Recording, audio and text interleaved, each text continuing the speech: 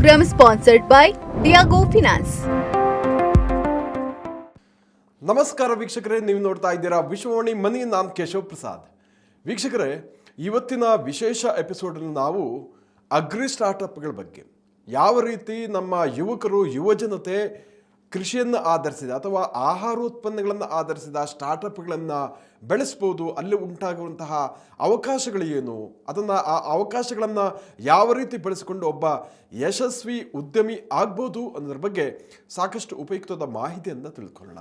ಇದಕ್ಕಾಗಿ ನಮ್ಮ ಜೊತೆ ಇವತ್ತು ಡಾಕ್ಟರ್ ಆದರ್ಶ್ ಗೌಡ ಅವರು ಇದ್ದಾರೆ. ಆದರ್ಶ್ ಗೌಡ ಅವರು ಆಹಾರ ತಜ್ಞರಾಗಿದ್ದಾರೆ, ಜೊತೆಗೆ ಗ್ರಾಮೀಣ ಭಾಗದಲ್ಲಿ ಸ್ಟಾರ್ಟಪ್ಗಳನ್ನು ಬೆಳೆಸುವುದಕ್ಕೆ ಸಂಬಂಧಪಟ್ಟ ಹಾಗೆ ಸಾಕಷ್ಟು ಮಾರ್ಗದರ್ಶನವನ್ನು ನೀಡ್ತಾ ಬಂದಿದ್ದಾರೆ. ಬನ್ನಿ ಕಾರ್ಯಕ್ರಮಕ್ಕೆ ಅವರನ್ನ ವೆಲ್ಕಮ್ ಮಾಡೋಣ. ನಮಸ್ಕಾರ ಆದರ್ಶ್ ಗೌಡ ಸರ್. ನಮಸ್ತೆ. ಅದಾಗೆ ನಮ್ಮ ವೀಕ್ಷಕರಿಗೆ ಒಂದಷ್ಟು ತಮ್ಮ ಬಗ್ಗೆ ಒಂದು ಹಿನ್ನೆಲೆಯನ್ನು ತಿಳಿಸ್ಕೊಡ್ತೀರಾ ಅಂತ, ನಂತರ ನಾವು ನಮ್ಮ ಟಾಪಿಕ್ಗೆ ಬರೋಣ. ನೀವು ಯಾವ ರೀತಿ ಈ ಫುಡ್ ಬಿಸ್ನೆಸ್ ಅಥವಾ ಆಹಾರ ಸ್ಟಾರ್ಟಪ್ಗಳ ಬಗ್ಗೆ ಆಸಕ್ತಿಯನ್ನು ತೋರಿಸಿದ್ರಿ, ಈ ಹಿನ್ನೆಲೆ ಬಗ್ಗೆ ಒಂದಷ್ಟು ಮಾಹಿತಿಯನ್ನು ತಿಳಿಸ್ತೀರಾ ಅಂತ. ನಾನು ಬೇಸಿಕಲಿ ಬಂದು ನನ್ನ BSc ಮತ್ತು MSc ಅನ್ನುವ ಅಲ್ಲಿ ಮತ್ತು ಮಾಸ್ಟರ್ ಡಿಗ್ರಿ ಮತ್ತು ನನ್ನ ಡಾಕ್ಟರೇಟ್ ಡಿಗ್ರಿಯನ್ನು ಫುಡ್ ಟೆಕ್ನಾಲಜಿ, ಅದರಲ್ಲೂ ನಾನೋ ಟೆಕ್ನಾಲಜಿ ವಿಶೇಷತೆಯಲ್ಲಿ ಮಾಡಿದ್ದು. Great great. ಅದ್ರ ಜೊತೆಗೆ ನನ್ನ ಒಂದು ವೃತ್ತಿಯಲ್ಲಿ ನಾನು ಮಾಮೂಲಿ ಒಬ್ಬ ಅಧ್ಯಾಪಕನಾಗಿ ಜಾಯ್ನ್ ಆದಾಗ ಅಲ್ಲಿಂದ ನನ್ನ ಒಂದು chairperson, head of the department, ಹಾಗೂ ನಾನು ಡೀನ್ ಮತ್ತು ಚೇರ್ಪರ್ಸನ್ ಆಫ್ ಸ್ಟಾರ್ಟಪ್ ಇನೋವೇಷನ್ಸ್ ಮತ್ತು ಎಂಟರ್ಪ್ರಿನರ್ಶಿಪ್ ಸ್ಟಾರ್ಟಪ್ಪಲ್ಲಿದ್ದೆ.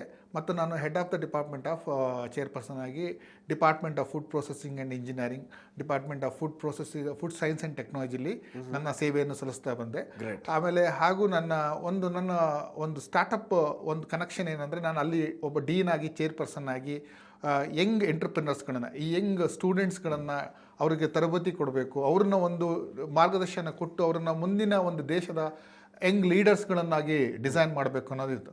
ಮತ್ತು ಆಹಾರ ಬಗ್ಗೆ ಯಾಕೆ ನಾವು ಸ್ಟಾರ್ಟಪ್ಸಲ್ಲಿ ತುಂಬ ನಮಗೊಂದು ಅವಕಾಶಗಳು ನಮ್ಮ ದೇಶದಲ್ಲಿದೆ ಅಂದರೆ, ಒಂದು ನಮ್ಮ ದೇಶ ಈಗ ಒಂದು ಉನ್ನತ ಸ್ಥಾನದಲ್ಲಿ ದೇಶಾದ್ಯಂತ ಅಕ್ರಾಸ್ ದ ವರ್ಲ್ಡ್ ಒಂದು ಹೈಲೈಟೆಡ್ ಕಂಟ್ರಿಯಾಗಿ ಬಿಂಬಿಸ್ತಾ ಇದೆ.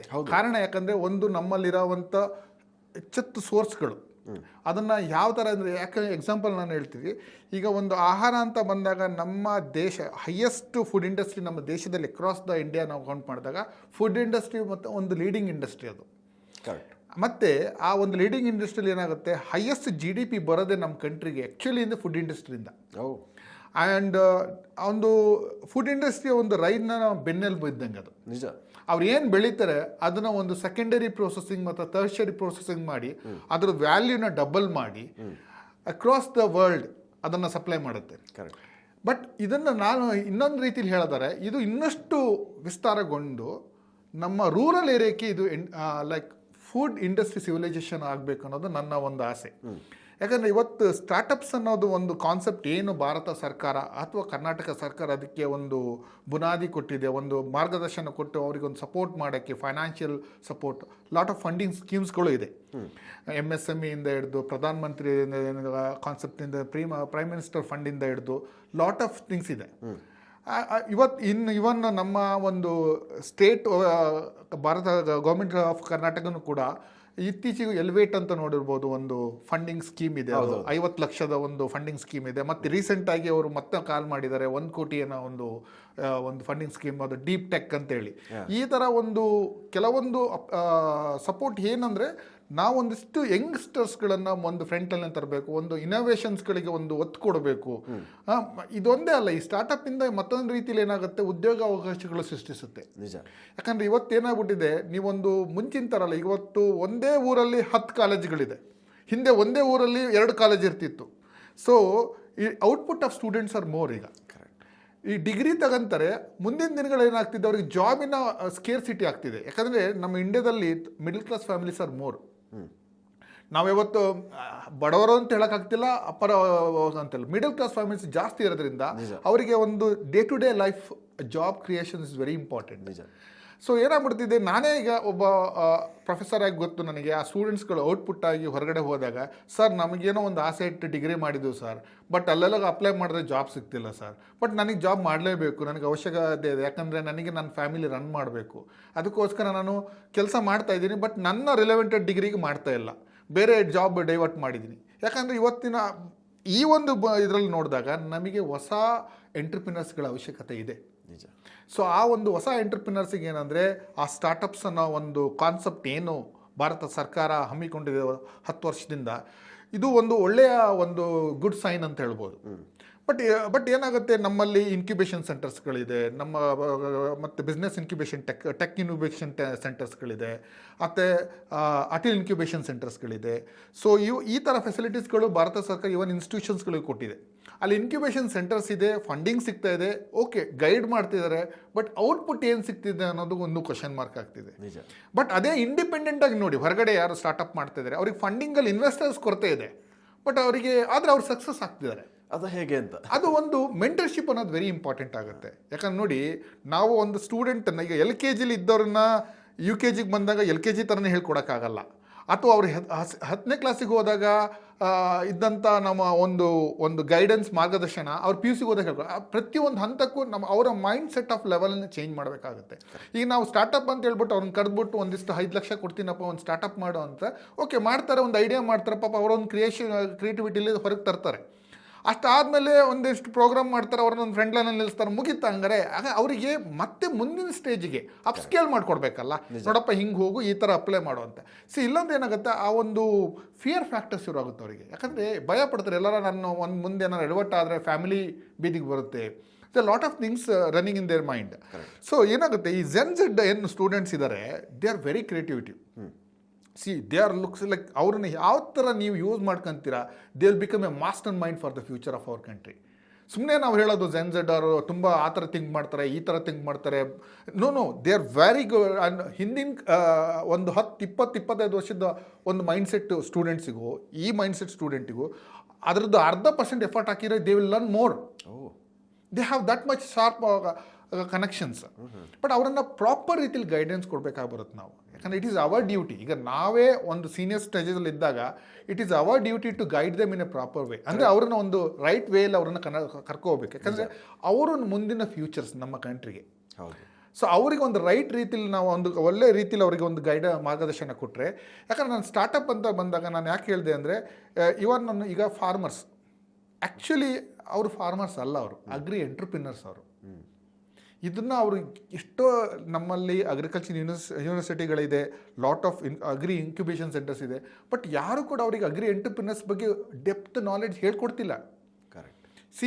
ಫಾರ್ಮರ್ಸ್ ಅನ್ನೋರು ಹೌದು, ಲೈಕ್ ಹಿಂದೆ 100 ವರ್ಷ 150 ವರ್ಷದಿಂದ ಈ ಜಮೀನ್ದಾರಿ ಸಿಸ್ಟಮ್ಸ್ ಇತ್ತು, ಈ ಕೂಲಿವಾಲ ಸಿಸ್ಟಮ್ಸ್ ಇತ್ತು ಅದ.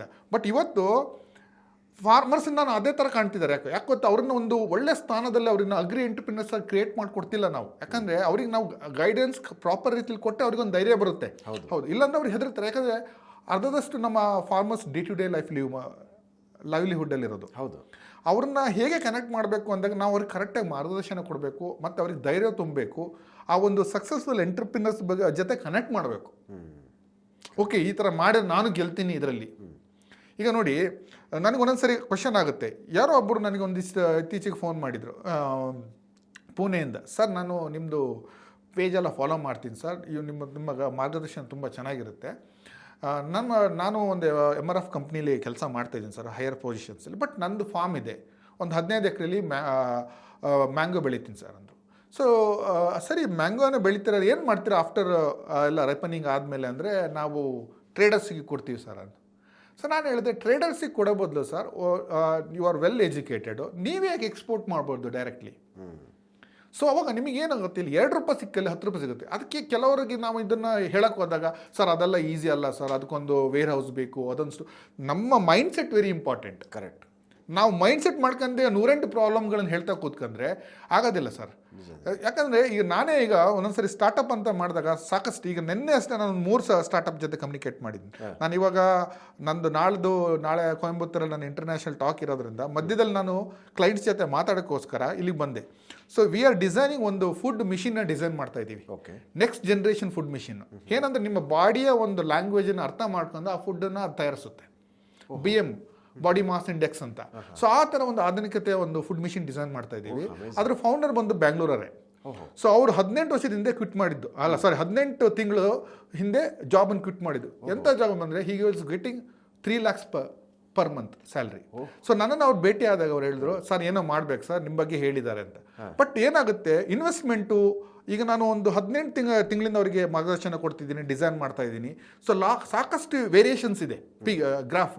ಬಟ್ ನಾನು ಅವ್ರನ್ನೆಲ್ಲೂ ಬಿಟ್ಕೊಡ್ತಿಲ್ಲ, ಇಲ್ಲ ನಿಮ್ಮ ಕೈಲಿ ಆಗುತ್ತೆ ಮಾಡಿ ಅಂತ. ಯಾಕಂದರೆ ನಾವು ಈ ಟೈಮಲ್ಲಿ ಅವ್ರಿಗೆ ಸಪೋರ್ಟ್ ಮಾಡಲಿಲ್ಲ ಅಂದರೆ ಒಳ್ಳೆ ಒಬ್ಬ ಎಂಟರ್ಪ್ರನರ್ ಮಿಸ್ ಮಾಡ್ಕೊಂತೀವಿ ಫ್ಯೂಚರಿಗೆ. ಆ ವ್ಯಕ್ತಿ ಗೆದ್ದರೆ ಇನ್ನೊಂದು 100 ಜನಕ್ಕೆ ಜಾಬ್ ಸಿಗುತ್ತೆ. ಹೌದು, ಇಟ್ಸ್ ವೆರಿ ಇಂಪಾರ್ಟೆಂಟ್ ಅಲ್ವಾ. ಅದೇ ಥರ ಈಗ ಇನ್ನೊಬ್ಬರ ಜೊತೆ ನಾನು ಒಂದು ಸಂದರ್ಶನ ಮಾಡಿದೆ.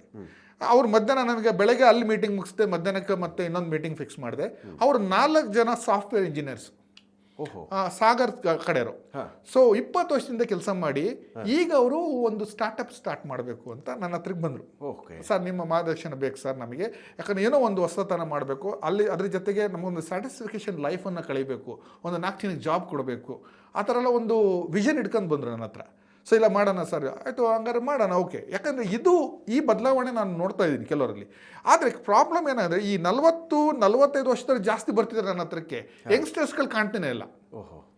ಸೊ ಮೋರ್ ಆಫ್ ದ ಈ 40-45 ವರ್ಷದವ್ರು ಯಾರು ಈ ಕಾರ್ಪೊರೇಟ್ ಸೆಕ್ಟರ್ಸ್ ಎಲ್ಲ ಇದ್ದಾರೆ, ಅವ್ರು ನಂಗೆ ಜಾಸ್ತಿ ಭೇಟಿ ಮಾಡ್ತಾರೆ, ಇಲ್ಲ ನನ್ನ ನಂಬರ್ ಹುಡುಕ್ತಾರೆ. ಸರ್ ಇಲ್ಲ ನಿಮ್ಮ ಬಗ್ಗೆ ಕೇಳಿದ್ದೀವಿ ಸರ್, ನಾವು ಒಂದಿಷ್ಟು ನಿಮ್ಮ ಗೈಡೆನ್ಸ್ ಬೇಕು, ನಾವೇನೋ ಒಂದು ಮಾಡಬೇಕಾಗಿದೆ ಸರ್ ಅಂತ. ಯಾಕಂದರೆ ಆ ಥರ ಒಂದು ಚಾಲೆಂಜಸ್ ನಾನು ಯಂಗ್ಸ್ಟರ್ಸಲ್ಲಿ ನೋಡ್ತಿಲ್ಲ. ಯಂಗ್ಸ್ಟರ್ಸಲ್ಲಿ ಯಾಕೆ ನೋಡ್ತಿಲ್ಲ ಅಂದರೆ ಮೇ ಬಿ ಒಂದು ಈ ಕಾಂಪಿಟೇಷನ್ ಎಜುಕೇಷನ್ ಸಿಸ್ಟಮಲ್ಲಿ ಅವ್ರನ್ನ ಎಲ್ಲೋ ಒಂದು ಕಡೆ ಕಳೆದಾಕ್ಬಿಟ್ರ ಅಂತ ಒಂದು ಸಿಸ್ಟಮ್. ಯಾಕಂದರೆ ಅವ್ರನ್ನ ಟ್ರೈನ್ ಮಾಡಬೇಕು. ಯಾಕಂದರೆ ನೀವು ಡಿಗ್ರಿ ಕೊಟ್ಬಿಟ್ಟು ನಾಳೆ ದಿವಸ ಜಾಬೇ ಇಲ್ಲಂದ್ರೆ ಏನು ಮಾಡ್ತೀರಾ? ಹೌದು, ಇಟ್ಸ್ ವೆರಿ ಇಂಪಾರ್ಟೆಂಟ್ ಅವರನ್ನು ಟ್ರೈನ್ ಮಾಡೋದು. ಯಾಕಂದರೆ ಕೆಲವು ಸರಿ ನಮಗೆ ಎಲ್ಲ ಹೋದಾಗ ಅಷ್ಟು ಈಸಿ ಅಲ್ಲ, ಸ್ಟೂಡೆಂಟ್ಸಿಗೆ ಅಷ್ಟು ಇಂಟ್ರೆಸ್ಟ್ ಇಲ್ಲ ಸ್ಟಾರ್ಟಪ್ ಬಗ್ಗೆ ಎಲ್ಲ. ನಾವುಗಳೇ ಹೋಪ್ಸ್ ಕಳ್ಕಂದ್ರೆ ಮುಂದಿನ ಪೀಳಿಗೆಗೆ ನಾವು ಏನು ಕೊಡ್ತೀವಿ ಮೆಸೇಜ್? ನಿಜ. As A senior we are leading, ಒಂದಷ್ಟು ಅವರಿಗೆ ಒಳ್ಳೆ ರೀತಿಯಲ್ಲಿ ಮಾರ್ಗದರ್ಶನ ಮಾಡಿದರೆ ಅದು ನೆಕ್ಸ್ಟ್ ಲೆವೆಲ್ಗೆ ಹೋಗುತ್ತೆ. ಈಗ ನಾನು ಹಿಂದೆ ಇದ್ದಂಥ ನನ್ನ ಯೂನಿವರ್ಸಿಟಿಲಿ ಒಂದಿಷ್ಟು ಸ್ಟಾರ್ಟಪ್ ಗೈಡಲ್ಲಿ ಮಾಡಿದ್ದೀನಿ. ಅದರಲ್ಲಿ ನೋಡಿದಾಗ ಒಬ್ಬ ಮಣಿಪುರಿ ಹುಡುಗ ನನ್ನ ಹತ್ರ ಬಂದು ಸ್ಟಾರ್ಟಪ್ಸ್ ಮಾಡಬೇಕು ಅಂದಾಗ ಒಂದು ಆನ್ ಕ್ಯಾಂಪಸ್ ಕೊಡ್ತೀನಿ. ಆನ್ ಕ್ಯಾಂಪಸ್ ಕೊಟ್ಟಾದಮೇಲೆ ಅದು ಒಂದು ಫುಡ್ ಮೇಲೆ ಕೊಡ್ತೀನಿ. ನೆಕ್ಸ್ಟು ಆ ಹುಡುಗ ಬಂದು ನನಗೊಂದು ಕಾನ್ಸೆಪ್ಟ್ ಕೊಡ್ತೇನೆ, ಅದು ಒಂದು chilli farming, ghost chilli farming, ಈ ನಾಗಾ ಚಿಲ್ಲಿ ಅಂತ ನಾವು ಏನು ಹೇಳ್ತೀವಿ ಮಣಿಪುರಿ ಕಡೆ. ಸೊ ಆ ಒಂದು ಇದನ್ನು ಬಟ್ ನೋಡಿ ಈಗ ಆ ಬೆಲ್ಟಲ್ಲಿ ಮಾತ್ರ ಅದನ್ನು ಬೆಳೀತಾರೆ. ಆದರೆ ಈ ಹುಡುಗನ ಕಾನ್ಸೆಪ್ಟೇ ಬೇರೆ. ಸರ್ ನಾನು ಇಲ್ಲಿ ಬಂದು ಬೆಳಿತೀನಿ, ಎಲ್ಲಿ ಕೋಲಾರ ಬೆಲ್ಟಲ್ಲಿ ಎಂಟಿ ಲ್ಯಾಂಡ್ ತುಂಬ ಸಿಗುತ್ತೆ ನಿಮಗೆ ಬಾರ್ಡರಲ್ಲಿ. ಸೊ ಫಾರ್ಮರ್ಸ್ಗಳು ನೀರಿನ ಅಭಾವದಿಂದ ಜಾಸ್ತಿ ಮಾಡೋಕ್ಕೆ ಹೋಗಲ್ಲ. ಈ ಹುಡುಗ ಒಂದು 5 ಎಕರೆ ಲೀಸಿಗೆ ತಗೊಂಡ್ಬಿಟ್ಟು ಆ ಒಂದು ಫಾರ್ಮಿಂಗ್ ಮೆಥಡ್ಸ್ನ ಇಲ್ಲಿ ಕಲ್ಟಿವೇಟ್ ಮಾಡ್ತಾನೆ. But what is the profit? ಯಾಕೆ ಆ ಥರ ಮಾಡ್ದಾನೆ ಅಂದರೆ ಟ್ರಾನ್ಸ್ಪೋರ್ಟೇಷನ್ ಸೇವ್ ಆಗುತ್ತೆ, ಪ್ಲಸ್ ರೆವಿನ್ಯೂ ಡಬಲ್ ಆಗುತ್ತೆ ಅವರಿಗೆ.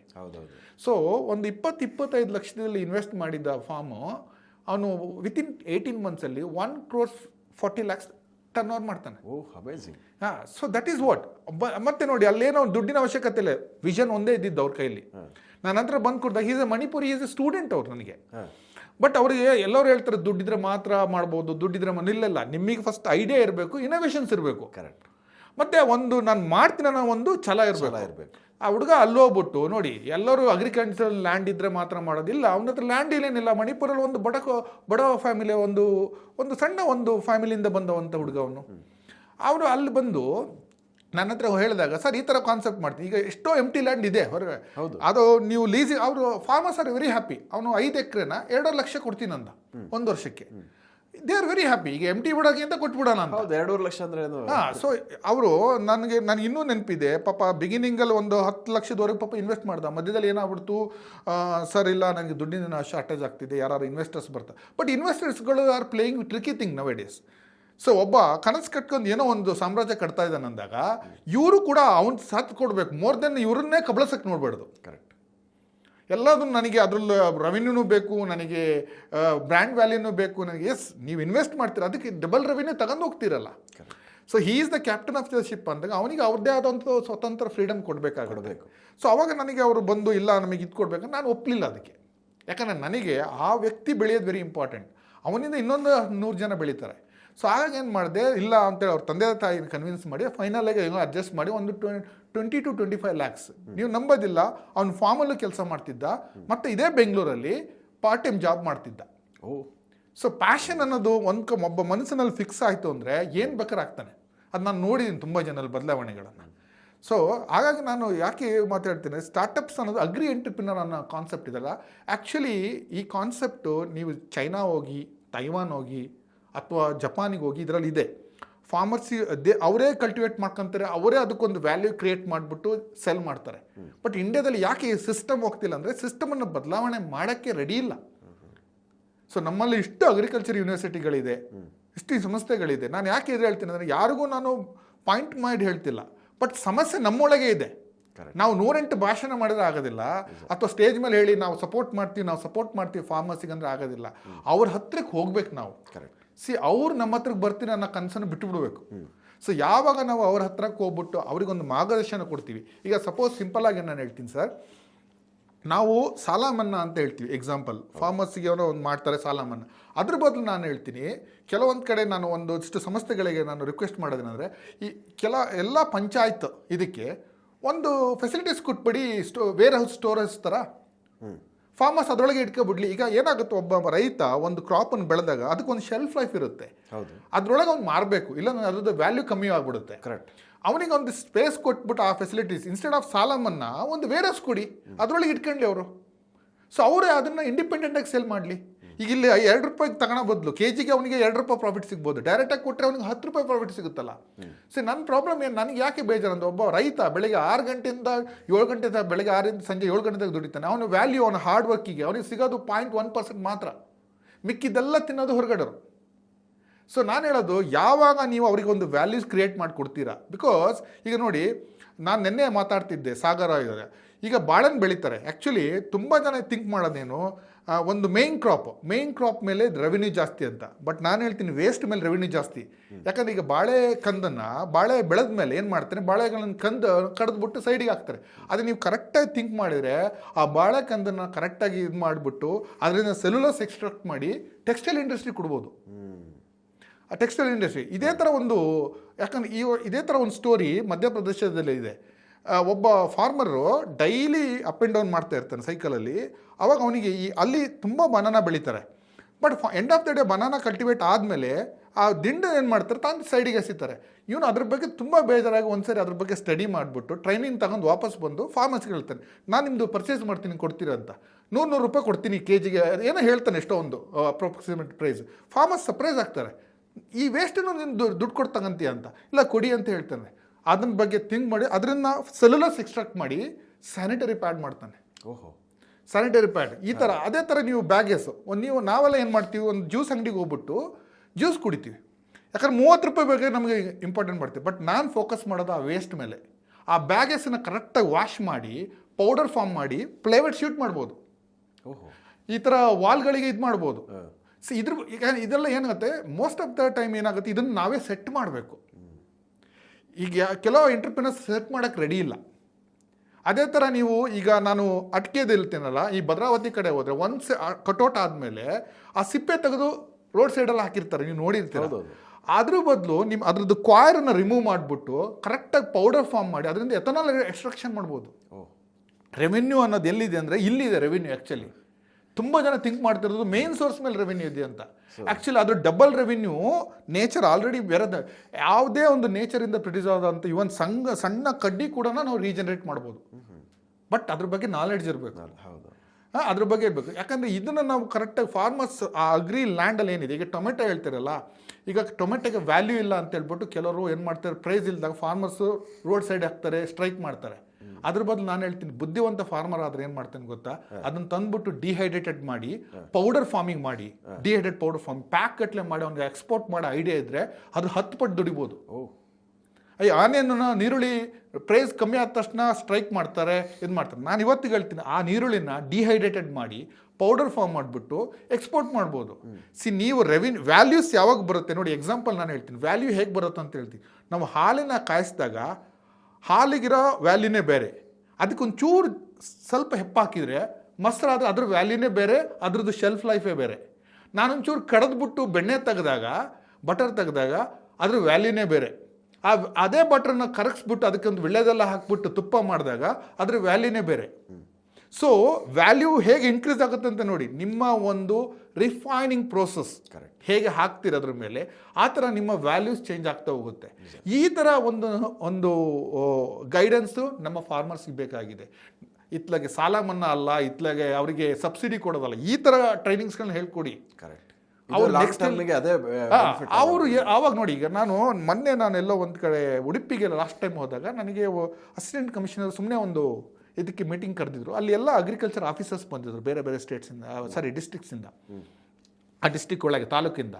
ಸೊ ಅಲ್ಲಿ ಏನಾಗಿದೆ, ನಾನು ಈಗ ಒಂದು ಉದ್ಯೋಗ ಬಗ್ಗೆ ನಮಗೆ ಒಂದು ಕ್ರಾಂತಿ ಬಗ್ಗೆ ಮಾತಾಡಬೇಕಾದ್ರೆ ಎಲ್ಲ ಅಗ್ರಿಕಲ್ಚರ್ ಆಫೀಸರ್ಸ್ ಹೇಳಿದರು, ಸರ್ ನಮ್ಮ ಉಡುಪಿ ಬೆಲ್ಟಲ್ಲಿ ಮಲ್ಲಿಗೆ ಬೆಳೀತಾರೆ, ಅದು ಬೆಳೀತಾರೆ, ಇದು ಬೆಳೀತಾರೆ ಎಲ್ಲ. ನಾನು ಒಬ್ಬರು ಪರ್ಸನಿಗೆ ಕೇಳಿದೆ, ಆಫೀಸರಿಗೆ, ಮೇಡಮ್ ನೀವು ಏನು ಮಾಡ್ತಾ ಇದ್ದೀರಾ ಅಂದಾಗ ಅವ್ರು ಹೇಳಿದರು, ನಾನು ಆಸ್ ಎ BSc ಎಲ್ಲ ಮಾಡಿ ಏನಿದೆ, ಗುಡ್ ಮೇಡಮ್ ಅಂದೆ. ನಿಮ್ಮ ಮನೇಲಿ ಮಕ್ಕಳು ಏನು ಮಾಡ್ತಿದ್ದಾರೆ ಮೇಡಮ್ ಅಂತ ನಾನು ಕೇಳಿದೆ. ಒಬ್ಬ ಮಗ ಇಂಜಿನಿಯರಿಂಗ್ ಮಾಡ್ತಿದ್ದಾನೆ, ಒಬ್ಬಳು ಮಗಳು ಮೆಡಿಕಲ್ ಮಾಡ್ತಿದ್ದಾಳೆ ಅಂತ ಹೇಳಿದ್ರು. ಗುಡ್ ಮೇಡಮ್ ತಂಗ, ನೋಡಿ ನಿಮ್ಮಲ್ಲಿ ನೀವು ಮಾಡ್ತಿದ್ದದನ್ನು ಇನ್ನೊಂದು ನಿಮ್ಮ ಮಕ್ಕಳಿಗೆ ಮಾಡೋಕ್ಕೆ ಬಿಡ್ತಿಲ್ಲ, ಬದಲಾವಣೆ ತರಕ್ಕೆ ಬಿಡ್ತಿದ್ದಾರೆ. ನೀವು ಬದಲಾವಣೆ ಅನ್ನೋದು ನೀವು ಟ್ರೈ ಮಾಡಿ ಆ ಜಾಗದಲ್ಲಿ. ಸುಮ್ಮನೆ ಹಿಂದಿಂದ ಅಲ್ಲಿ ಮಲ್ಲಿಗೆನೇ ಬೆಳೀತಿದ್ದಾರೆ ಅಂತ ನೀವು ಅದಕ್ಕೆ ಸ್ಟಿಕ್ ಆನ್ ಆದರೆ ಬದಲಾವಣೆ ಆಗಲ್ಲ. ನೀವು ಅದನ್ನು ಇಂಪ್ಲಿಮೆಂಟ್ ಮಾಡಲೇಬೇಕಾಗಲ್ವಾ? ಸೊ ನಾನು ಹೇಳಿದೆ, ಈಗ ನೋಡಿ ಅಷ್ಟು ಕೋಸ್ಟಲ್ ಏರಿಯಾ, ಅಲ್ಲಿ ಫಿಶರೀಸ್ ಕಾಲೇಜ್ ಇದೆ, ತುಂಬ ರೇರ್ ನಿಮಗೆ ಪರ್ಲ್, ಅದು ಮುತ್ತು ಸಾಕಾಣಿಕೆ ಬಗ್ಗೆ ಬಿಸ್ನೆಸ್ ಮಾಡಿ. ಮುತ್ತು ಸಾಕಾಣಿಕೆ ಒಂದು ವಾಸ್ಟ್ ಫೀಲ್ಡ್ ಅದು. ನೀವು ಅದನ್ನು ಕರೆಕ್ಟಾಗಿ ಕಲ್ತುಬಿಟ್ಟು ಅದನ್ನು ಮುತ್ತು ಸಾಕಾಣಿಕೆ ಬಗ್ಗೆ ಒಂದು ಫಾರ್ಮಿಂಗ್ ಮಾಡಿದರೆ, ಆ ಫಾರ್ಮಿಂಗ್ ಮಾಡಿ ಮುತ್ತು ತೆಗೆಯೋದಲ್ದೆ ಅದನ್ನು ಕ್ರಾಫ್ಟಿಂಗ್ ಮಾಡಿ ಯುರೋಪಿಯನ್ ಸೆಕ್ಟರಲ್ಲಿ ತುಂಬ ಡಿಮ್ಯಾಂಡ್ ಇದೆ ಅದಕ್ಕೆ. ಸೊ ಆ ಥರ ನಾನು ಹೇಳ್ತಿರೋದು, ಒಂದು ಎಂಟ್ರಪ್ರಿನರ್ ರೋಲಲ್ಲಿ ನೀವು ನೋಡಿದಾಗ ನೋಡಿ, ಸಿಂಪಲ್ಲಾಗಿ ನೀವು ಎಂಟ್ರಪ್ರಿನರ್ಗೂ ಬಿಸ್ನೆಸ್ಸಿಗಿರೋ ಕಾನ್ಸೆಪ್ಟ್ ಹೇಳ್ತೀನಿ. ಒಬ್ಬ ರೈತ 10 kg ಟೊಮೆಟೊ ತಂದು ಅದು 1 kgಗೆ 50 ರೂಪಾಯಿ ಹೆಂಗೆ ತಂದ್ರು ಎಕ್ಸಾಂಪಲ್ಲು, ಅವನು ಮಾರ್ಕೆಟಲ್ಲಿ ಇಟ್ಟು ಮಾರಿದಾಗ 5 ರೂಪಾಯಿ ಮಾರ್ಜಿನ್ ಇಡ್ತಾನೆ, ಅವನು ಬಿಸ್ನೆಸ್ ಮ್ಯಾನು. ಅದೇ ಎಂಟ್ರಪ್ರಿನರ್ ಏನು ಮಾಡ್ತಾನೆ, 50 ರೂಪಾಯಿದು ಟೊಮೆಟೊ ತಂದು ಅದನ್ನು ಚೆನ್ನಾಗಿ ಪಲ್ಪ್ ಮಾಡಿ, ಅದಕ್ಕೆ ಶುಗರ್ ಹಾಕಿ, ಅದನ್ನು ಒಂದು ಕಾನ್ಸಂಟ್ರೇಟ್ ಇದ್ರ ಮಾಡಿ ಪ್ಯಾಕ್ ಮಾಡಿಬಿಟ್ಟು ಅದಕ್ಕೊಂದು ಹೆಸರು ಕೊಟ್ಟಾಗ 100 ರೂಪಾಯಿಗೆ ಮಾರ್ತಾನೆ. ಹೌದು, ಇದು ಎಂಟ್ರಪ್ರಿನರ್ಸ್ ಇನೋವೇಷನ್. ಅದನ್ನು ಎಕ್ಸ್ಪ್ಯಾಂಡ್ ಮಾಡೋದು ವಿಷನ್ಸನ್ನು. ಅಲ್ಲಿ ಒಂದಿಷ್ಟು ಉದ್ಯೋಗ ಸೃಷ್ಟಿ ಆಗುತ್ತೆ, ಎಕ್ಸ್ಪ್ಯಾನ್ಷನ್ ಆಗುತ್ತೆ, ಮತ್ತು ಅದು ನಮ್ಮ ಒಂದು ಭಾರತದ GDP ಗ್ರೋತಿಗೂ ತುಂಬ ಹೆಲ್ಪ್ ಮಾಡುತ್ತೆ. So agri entrepreneurs are very important. Food industry ಯಾಕೆ ಅಂದರೆ, ಬಹುಶಃ ನಾವು ಈ ಕೋವಿಡ್ ಟೈಮಲ್ಲಿ ಎಲ್ಲ ಥರದ ವರ್ಗಗಳು ಶಟ್ ಡೌನ್ ಆಗಿದ್ದು, ಹಾಸ್ಪಿಟಲ್ ಬಿಡಿ, ಅದು ಒಂದು ಮೇನ್. ಫುಡ್ ಅನ್ನೋ ಒಂದು ವರ್ಗ 24 hours ಕೆಲಸ ಮಾಡ್ತಾಯಿತ್ತು. ಯಾಕಂದರೆ ಬಹುಶಃ ಏನು ಬೇಕಾದ್ರೂ ನಿಲ್ಬೋದು, ಈ ಒಂದು ಆಹಾರ ಒಂದು ಏನಿದೆ ಕಮ್ಯುನಿಕೇಷನ್, ಮನುಷ್ಯ ಮತ್ತು ಆಹಾರದ ನಡುವೆ ಏನಾರ ಕಮ್ಯುನಿಕೇಷನ್, ಅದು ಸ್ಟಾಪ್ ಆಗಲ್ಲ. ಕರೆಕ್ಟ್, ಅದು ವೆರಿ ಇಂಪಾರ್ಟೆಂಟ್. ಯಾವತ್ತು ಬಹುಶಃ ಫುಡ್ ನಿಲ್ಬೋದು, ನಮ್ಮ ಒಂದು ದೇಶ ಯಾವತ್ತು ಅಂತ್ಯಗೊಳ್ಳುತ್ತೆ, ನಮ್ಮ ಒಂದು ಪ್ರಪಂಚ ಯಾವಾಗ ಎಂಡ್ ಅಂತ ಹೇಳ್ತೀವಿ, ಅವತ್ತು ಬಹುಶಃ ಆಹಾರನೇ ಎಂಡ್ ಆಗ್ಬೋದು. ಇಲ್ಲಾಂದರೆ ಎಲ್ಲಿವರೆಗೂ ಮನುಷ್ಯ ಭೂಮಿ ಮೇಲೆ ಇರ್ತಾನೆ ಅಲ್ಲಿವರೆಗೂ ಆಹಾರದ ನೀಡ್ ತುಂಬಾ ಇದೆ. ಯಾಕಂದರೆ ನಾವು ಯಾಕೆ ಈ ಮಾತು ಹೇಳ್ತೀನಿ, ಎಲ್ಲ ಕಡೆ ಹೋದಾಗ ಎಲ್ಲರೂ ಬರ್ತಾರೆ ಸ್ಟೇಜ್ ಮೇಲೆ ದೊಡ್ಡದಾಗಿ ಹೇಳ್ತಾರೆ, ನಾವು ಅದು ಸಪೋರ್ಟ್ ಮಾಡ್ತೀವಿ, ಇದು ಸಪೋರ್ಟ್ ಮಾಡ್ತೀವಿ, ಬನ್ನಿ ಅಂತ ಹೇಳ್ತಾರೆ. ಪಾಪ ಯಂಗ್ ಸ್ಟಾರ್ಸ್ಗಳು ಅಥವಾ ಕೆಲವು ವರ್ಗದ ಜನಾಂಗದವ್ರು ಏನು ಮಾಡ್ತಾರೆ, ಅವ್ರನ್ನ ಹೋಗಿ ಅಪ್ರೋಚ್ ಮಾಡ್ತಾರೆ. ಸ್ಟೇಜ್ ಮೇಲೆ ಹೇಳಿದ ಮಾತು ಆಫೀಸಲ್ಲಿ ಇರಲ್ಲ. ಆ ಥರ ಒಂದಿದ್ದಾಗ ಎಲ್ಲ ಅವರವರ ಒಂದು ಶೋಕೇಸಿಗೆ ಮಾತಾಡೋದಾದರೆ ನೀವು ಹೇಗೆ ಯಂಗ್ಸ್ಟರ್ಸನ್ನ ಸಪೋರ್ಟ್ ಮಾಡ್ತೀರಾ, ಹೇಗೆ ಅವ್ರನ್ನ ಮುಂದೆ ತರ್ತೀರಾ? ಸೊ ಬರೀ ಸ್ಟೇಜಿಗೆ ಸೀಮಿತವಾದ ಮಾತ್ರ ಕಮ್ಯುನಿಕೇಷನ್ನ. ಯಾಕಂದರೆ ನಮಗೆ ಯಾಕೆ ನೀಡಿದೆ ಅಂದರೆ ಮುಂದಿನ ಪೀಳಿಗೆಗೆ ಯಂಗ್ಸ್ಟರ್ಸನ್ನ ರೆಡಿ ಮಾಡಲೇಬೇಕಾಗಿದೆ. ಹೌದು.